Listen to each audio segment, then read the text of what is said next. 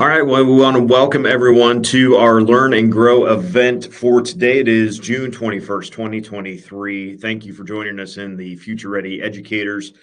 We've got a fun topic, I think, today to talk about. My name is Eric Allgood. I've had many hats here at Strive over the years, and one of those hats has been a big part of the productions that we have done. And something that has come up more and more in recent years is live video and video boards specifically in your venues, in the basketball gym, at the football stadiums, wherever it might be. And what we have continued to kind of explore, and we think we have some fun ideas to share with you today, is how can you incorporate more live video on those video boards?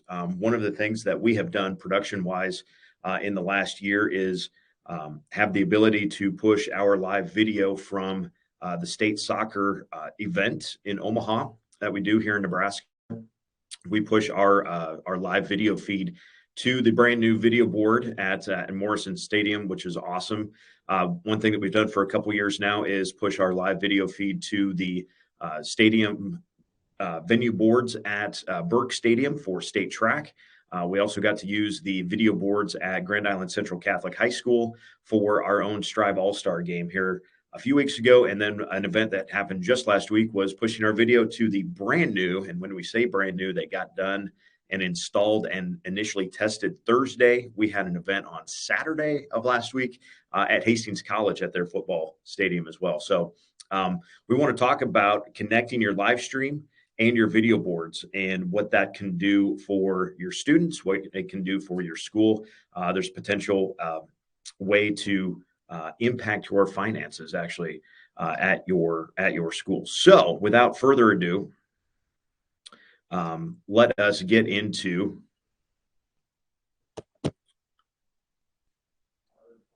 a little something here. Let me get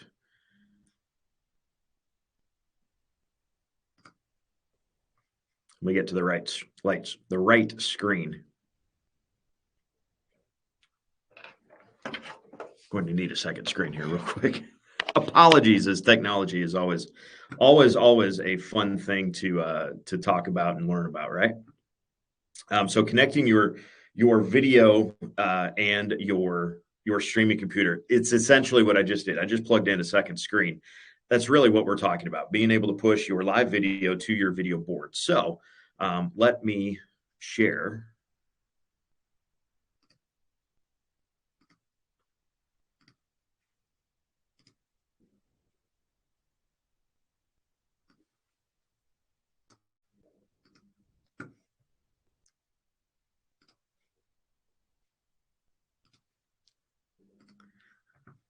Let me share the correct screen with you. So we're talking about elevating your live stream experience, and really what we're talking about here is, like we said, pushing your video from your streaming setup to your venue board. So first of all, the what, right? We want to talk about the what and kind of why you would want to do this. First of all, it just looks awesome. So many people are beginning to do this thing now. And more ADs are seeing the value of not just your live streaming setup, but they're seeing the value of the video boards. And obviously, advertising pieces around video boards is a big thing. Whether you're looking at Daktronics or ScoreVision, there's some other companies, but at least here in the Midwest, Daktronics and ScoreVision are probably the two biggest ones that we work with the most. There's becoming a lot of notice around, wow, School A has a really cool board. Should we get one that's bigger than that?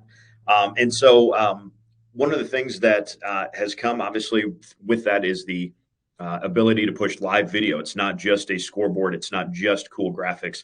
Can you throw live video? And if you're going to throw live video in, can you throw replays in? And so the what and the fun part, I guess you might say, really does come from the replay standpoint. So we're going to talk a little bit about that. When you have a video board in your venue, most people, when they see that, are going to relate, oh, we're going to see replays, or we're going to have some sort of video presentation. And that is where your classes can really come in, and they can have more opportunities to create more videos for that board. They can create some of the advertisements, they'll create some of the logo stuff. We have plenty of examples of schools that are doing this already, where it is the class is pretty much in charge of everything that goes on the video board, and the live stream and perhaps replays are the next step in what their evolution is. And so it's a really cool way to expand and enhance the experience for the people, not just viewing your live stream, but for the people actually in the arena as well. So some of the equipment that you need, and this is where we get a little more technical. So put on your nerd hats. Let's go.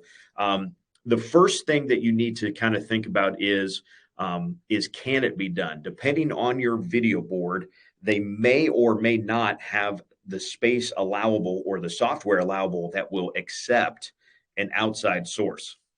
Some video board systems are set up so that everything is self-contained, and there's not really a good way to get an external source in.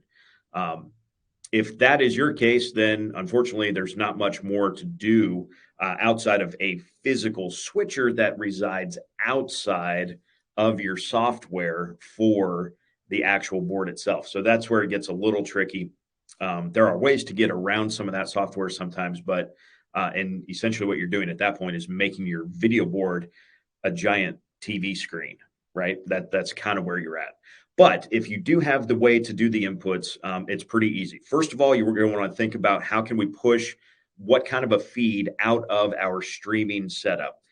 For a lot of our Stripe schools that we're working with, almost everybody is using Wirecast. The really cool thing about Wirecast is it has a multi-viewer out that you can, and a secondary output display. That's actually two different ways to get a second screen involved in your Wirecast setup. What that allows you to do is it allows you to send your program feed out of an HDMI. Remember, it's just an output. So you can actually do an HDMI output from your streaming computer directly to your video board. Now, you might need a piece of equipment to make the run because, as we all know, everybody's gym setup and where the computer resides for the video boards might be a long way away from your streaming setup. So one thing that you might have to do, and we've seen a number of schools begin to do this with great success, is convert your HDMI signal to an Ethernet signal, run it over a long distance, convert it back to HDMI, back at the source, and be able to back at the computer that's running the video board, and then you'll have the straight line connection. Now you can do whatever you need to do within the video board software, and that's a big component of this is that you have to remember what is the streaming software and what is the video board software, and how to get the two to connect in such a way that the video board or the streaming software really becomes just an input to the video board, and the video board is its own production with an input coming from your streaming setup. That's the essence of what we're trying to do here. So like we said, with Wirecast, it's pretty easy. It's an output display. Send your whole program feed. One thing that you can also do within Wirecast, instead of sending the whole program feed or the live feed, if you will, you can send a specific shot within Wirecast. And what this allows you to do is, if you have a video board that already has a scoreboard built into it or advertising graphics built around it, and all you really want to send is that straight video feed, whether it's live video or it is the replay video, whatever that is, you can send it directly from you can send just that shot while not messing with anything of your actual stream. As an example, I put my camera input in the top layer of my template, and I don't touch that shot for anything that I'm doing with the actual production of the live stream. However, that shot has my live video camera source, and that's it. Or in a different instance, it might be the replay source. So that replay shot, that replay input is always going to the video board. Now, the person controlling the video board, they're the ones in charge of, well, when do we show the live video input or the replay? And when do we go back to our normal graphics? So it really is kind of two separate productions at that point, but from Wirecast, it can be done quite easily. Now, that's the Wirecast. That's kind of the software way to do that. If you have a dedicated streaming or dedicated replay system, one thing that we've added at Strive here in the last few months is the JVC replay system. It's really awesome. Has an SDI and an HDMI output for its program output. So what you can do is, again, you can take that auxiliary output, have a clean feed. It would only have whatever graphics that you would have built into the actual hardware of the streaming setup. That would be the JVC setup at that point. And now you are, again, you might need to convert over Ethernet, however that works for your particular setup for the length of run, and you will be able to get your JVC clean feed out to your video board. Again, the video board person is controlling when we're going to see that and when we're not going to see that. Same thing with the TriCaster. Their 3-play system is their dedicated replay system. It should be noted that TriCaster's 3-play system can work without a TriCaster. So depending on your setup, and it takes a little different equipment setup, but you can input camera feeds into the 3-play system and not have the rest of the TriCaster. It does save some money there. But again, you're talking about a dedicated replay system that you're taking a feed directly from, and that is what's going to the video board. The components of making that run, we talked about converting HDMI to Ethernet and then back to HDMI or perhaps SDI back at the computer that is running the video board. AV Pro Edge is the company that we would recommend for that. We'll have a link in the description when this one's all over about what to do there. So Wirecast, it can be done, and obviously then your standalone replay systems. Another way to do replay software-wise is with something like Wirecast Pro. Wirecast Pro does allow you to create some hotkeys and set up a pretty rudimentary replay system. Does it work great for multiple angles coming in at the same time? Not really. You're really kind of capturing whatever inputs you have. Let's say you had a dedicated camera switcher. All of those cameras are now coming into Wirecast as one source. So if you wanted to capture a different angle for replay, you would need an entirely separate capture of camera 2, for instance. And so that's part of what goes into making Wirecast Pro work. However, if you are working with just one camera and you want the ability to do some, like we said, some pretty basic replay, you can create all of the back end stuff, make a hotkey, might be Command Q, well, not Command Q, that will quit. Command R for record, something like that. You can set that up, and it will make that shot available in whatever layer you tell it to, and it would be available as a replay shot. Then you can slow it down, you can zoom in even. It's kind of fun like that. To do it with software like Wirecast actually could be a little more beneficial than if you were just coming out straight out of a dedicated replay system. So the why. So that's the equipment. So we've kind of gone over the what and the how. Now the why. Right. So why would you want to elevate your in-game experience? Well, the first thing for us anyway is it's going to increase your student involvement and engagement. This is it's the new thing. If you've got a really good crew that is very locked into what they are doing, this is another element. It's another opportunity to get another kid doing more stuff. And it might be more than just one kid, right? We might need one kid just to operate the video board side, because we already have 7 kids or 8 kids or 9 or whatever it might be running the live stream side. And so if you can connect all of that with just one more person and a little bit of equipment, you are well on your way. Getting kids involved at every stage of this is the ultimate learning opportunity. Secondary to that, but also something that your AD is going to want to hear, is the potential revenue streams that a replay system could actually give you. If you currently have a video board in your, let's say, the gym for now, also maybe on the football stadium, people are looking at that video board when there's no action going on for the game on the court or the field, right? So they are looking at the board then when there isn't necessarily as much to see that is pertinent or that isn't pertinent to the actual game. If you incorporate replay, which you could then get a replay sponsor, you have completely changed your game. You have the ability to make a branded stinger transition to go from your live video feed to your replay. You have the ability to say, hey, we are going to have a replay for our live stream and for the in-venue experience. Now everybody's advertising value goes up for both the live stream and especially your in-venue people, because your in-venue advertisers are going to be seen more because more people are going to be looking at your video board more often to check that replay. So you're going to naturally get more eyes on that video board, no matter where it's located, on the sidewall in the gym, in a good spot at the football stadium. Football stadiums come in all shapes and sizes, right?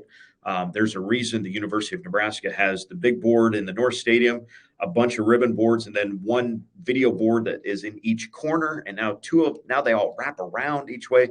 You almost can't be in a seat at Memorial Stadium and not see a video board and a video system, right?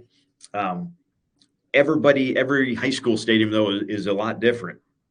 And so when something happens and people are expecting that replay shot, they are going to be looking at that. They love to see the graphics. They would love to see a huddle shot. They would love to see a close-up of the cheerleaders if we're here in the football stands a long way away.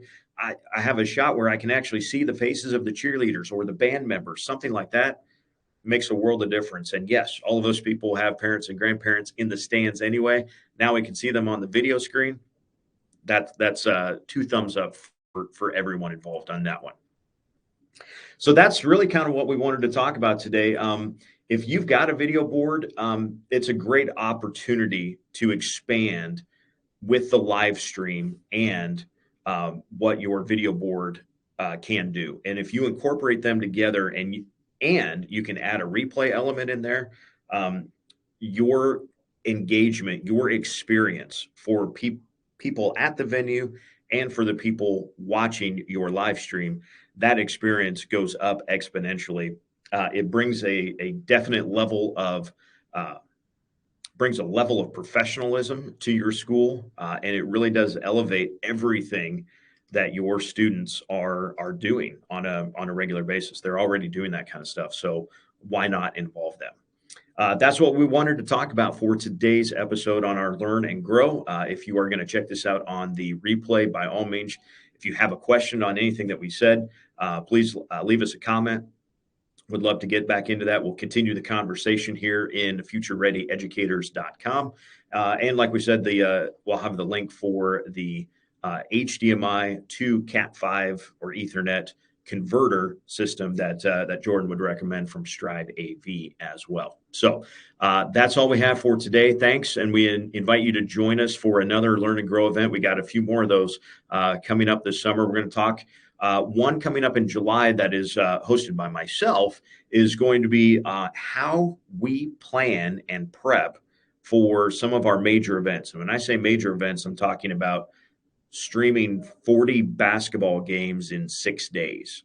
Takes a lot of planning, a lot of prep work, and we've created a tool. If you were at our Strive Summer Workshop, you know about the tool, but we're going to do a little more in-depth view of the production event planner coming up in July. So we hope you can join us for that. For now, my name's Eric. Thanks for joining us.